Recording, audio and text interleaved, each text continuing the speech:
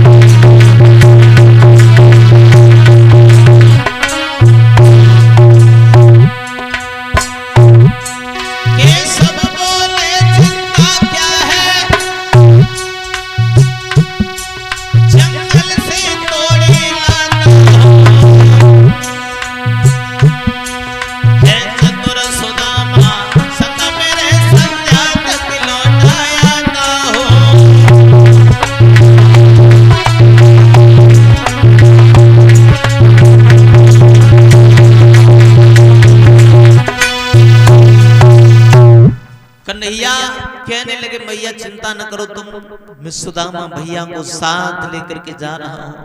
जंगल से समदा तोड़ के ले आते हैं। चले समदा तोड़ने के लिए, और गौर मैया ने थोड़े से चना बांध दिए हैं एक पोटली में। जंगल में जा रहे हो और तुम दोनों को भूख लगे तो मिलके चना चाप ले लेना।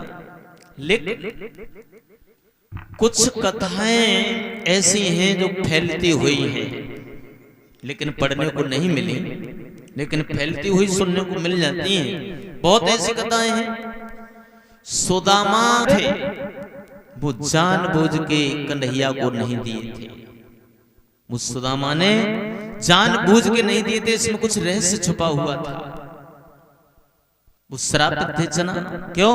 एक बार दुर्वासा ऋषि और भिक्षा करने के लिए गए हैं सांदीपनि मुनि के आश्रम में। जब भिक्षा करने के लिए गए हैं और आवाज दी है कि माताम भिक्षाम देहि, तो गुरु मैया निकल के आई हैं और कहने लगी महाराज माफ करना, आज आश्रम में खाने पीने की कोई वस्तु नहीं है। बच्चे भिक्षा करने के लिए गए हैं, लेकिन इस समय आश्रम में कुछ नहीं है। वो चना थे, सोचा अगर मैं इन्हें भिक्षा में दे दूंगी तो ये जंगल में जा रहे हैं, ये बेचारे भूखे रह जाएंगे बच्चे, कृष्ण और सुदामा। तो दुर्वासा कहने लगे भैया कुछ तो होगा। बोली कुछ नहीं, लौट के चल दिए। और दुर्वासा ने जो ध्यान धर के देखा तो समझ गए कि आश्रम में थोड़े से चना रखे हुए हैं। तो कहने लगे भैया आश्रम में कुछ न कुछ तो है खाने पीने की वस्तु। तो जवाब दिया थोड़े से चना है, और ये दोनों बच्चे जंगल में जा रहे हैं समदा लेने के लिए, इन्हें भूख लगेगी तो ये चाप लेंगे। दुर्वासा बोले तुमने हमें पुत्र नहीं समझा, हम श्राप देते हैं जो भी इन चनाओं को चावेगा वो बहुत बड़ा गरीब बनेगा। सुदामा ने ये बात सुन ली। सुदामा ने ये बात सुन ली, जंगल में गए हैं, वृक्ष पे चढ़ गए, वर्षा पड़ने लगी है, ठंडी ठंडी हवा चल रही है। तो सुदामा पेड़ पे चढ़ गए और कन्हैया वृक्ष पे चढ़ गए दूसरे पे, और वर्षा होने लगी। चना जब चावे हैं तो भगवान कृष्ण बोले सुदामा हमें भी दे दो।